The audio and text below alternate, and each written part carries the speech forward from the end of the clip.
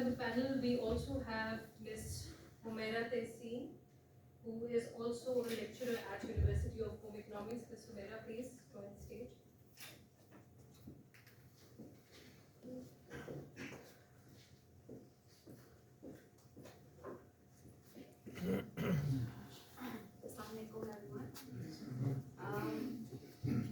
میرا اور یہاں بیٹھی ہماری مترجم کا سرنیم ایک ہی ہے، میری بہن ہے طیبہ تحسین کی چھوٹی بہن ہونے کا مجھے اعزاز حاصل ہے.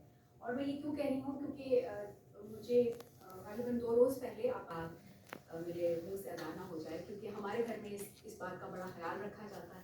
اور اکثر ایسا ہوتا ہے کہ میں اردو کی اصلاح کے لیے آپا سے رابطہ کرتی ہوں، میں پوچھتی ہوں کہ بتائیے.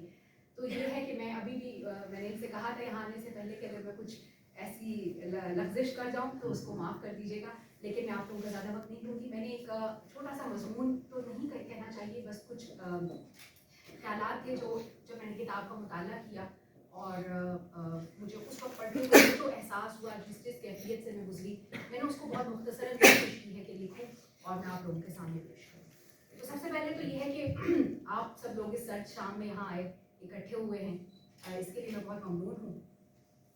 اور دوسری بات یہ کہ مجھے خوشی ہے کہ اگرچہ وہ کہتے ہیں نا کہ یہ آخری صدی ہے کتابوں سے عشق کی، لیکن پھر بھی ایسے بہت سے عشاق و قدردان ادب موجود ہیں جو لفظ کی حرمت اور اہمیت سے آشنا ہیں اور جانتے ہیں کہ سچے ادب کی تخلیق قوموں کی پائندگی کی ضامن ہے.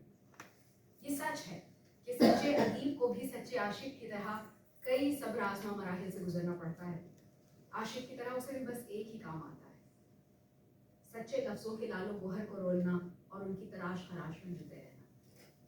میں خوش ہوں کہ آج آپ سب ادب شناسوں کے درمیان میں موجود ہیں. آپ سب کی آمد کا بہت شکریہ. آج ہم جس کتاب کی رونمائی کے لیے اکٹھے ہوئے ہیں وہ مضامین اور افسانوں کا مجموعہ ہے، جیسا کہ آپ لوگوں کو اب تک علم ہو چکا. اور محمد ارسلان قدیر صاحب انہوں نے اس کو تخلیق کیا ہے، جس کو اردو قالب میں ڈھالا ہے طیبہ تحسین. جب یہ کتاب مجھے ملی تو مجھے اس کا سبب ایک تو بے حد بھایا، اور دوسرا یہ کہ یہ جو اس کا عنوان ہے یہی کچھ ہے ساقی متاع فقیر. ظاہر ہے یہ اقبال کا ایک بہت مشہور اور بڑا ہی خوبصورت شعر ہے. مشہور شاید وہ اتنا نہ ہو، لیکن میں آپ کو پورا شعر سناتی ہوں کہ یہی کچھ ہے ساقی متاع فقیر، اسی سے فقیری میں ہوں میں امیر. تو مجھے لگا کہ یہ بہت برمحال استعمال کیا گیا ہے اس کا، تو اس کے لیے بھی میں جو ہے وہ جناب فاضل مصنف کو داد دیتی ہوں. اب کچھ بات کرتی ہوں کتاب کے حوالے سے، اور میں آپ کو بتاؤں گی کہ ظاہر ہے افسانے بھی ہیں، مضامین بھی ہیں، لیکن مجھے یہ لگا کہ یہ یادوں اور یاداشتوں کا خزینہ ہے. برعظیم پاک و ہند کے عالم بے بدی جناب فضل حق خیر آبادی صاحب کے عزم و ہمت کا احوال ہو، یا شہر لاہور کے ان آثار کا تذکرہ جو اب ماضی کا قصہ بنتے چلے جا رہے ہیں، وطن عزیز کو درپیش مصائب و مشکلات کا ذکر ہو، یا پھر عمر عزیز کے گزر چکے لمحوں کی باز آفرینی. لاہور کے خوشگوار نومبر اب نہیں رہا، ہوا کرتا تھا، لیکن اس کی یادیں ہوں یا گلابی جاڑوں کی دل پر دستک دیتی ساعتیں. یہ کتاب اپنے اندر بہت تنوع لیے ہوئے ہے. میں یہاں بالخصوص ایک مضمون جس کا ظاہر ہے کہ چونکہ انگریزی میں وہ لکھا گیا سم ویئر ان ٹائم، اور جس کا ترجمہ کیا گیا کہیں وقت کی گوتھاؤں، تو اس کا عنوان بھی ہے. اور میں اس کا ذکر کرنا چاہوں گی کیونکہ یہ مضمون بہت مختصر ہے، لیکن اگر آپ اس کو پڑھیں تو آپ دیکھیں گے کہ اس میں گورستان یعنی قبرستان کا تذکرہ ہے، اور اس میں نصب قدموں کی تحریروں سے یہ مضمون جو ہے وہ تعلق رکھتا ہے. کہ اور آپ دیکھیے گا کہ بہت ہی دلگداز احوال ہے ان تحریروں کا جو ایک اجڑے ہوئے قبرستان کے قدموں پر کندہ ہے. یہ وہ قبریں ہیں جن میں سوئے ہوئے لوگوں کو تو رزق خاک ہوئے عرصہ گزرا، مگر ان کے کتبے ان کی شناخت کا ایک ادھورا سا پتہ دیتے ہیں. وہ کتبے جو ان کے پیاروں نے ان کی یاد میں نصب کرائے، اور وہ تحریریں جو کرب و الم کی عکاس ہیں اور زندگی کی بے ثباتی کی شاہد.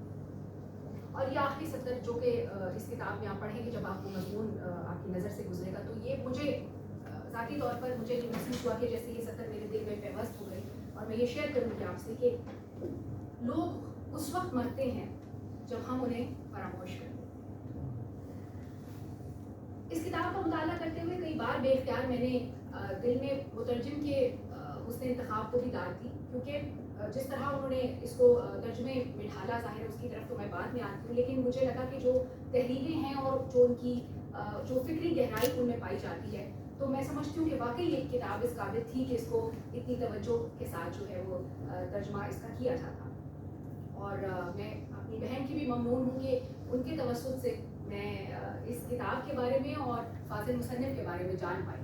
میں نے الطاف فاطمہ کا ذکر بھی آپا سے پہلی دفعہ سنا، اور انہوں نے مجھے کہا کہ چونکہ دا موکنگ برڈ آپ نے پڑھ رکھی ہے لیکن اس کا ذرا آپ ترجمہ بھی پڑھیں، نغمے کا قتل.